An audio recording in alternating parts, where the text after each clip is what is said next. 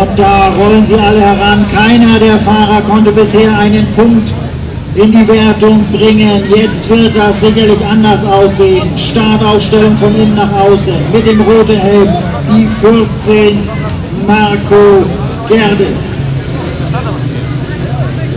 Auf der zweiten Bahn mit dem blauen Helm, er kommt aus Dingolfingen, Bayern, Michael Hertel mit der Startnummer 10.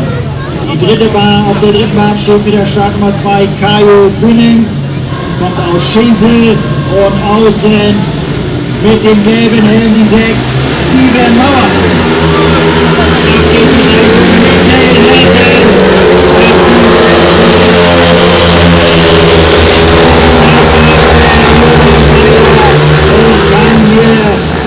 Mächtig Meter machen vor Kajo Bühning und Steven Mauer.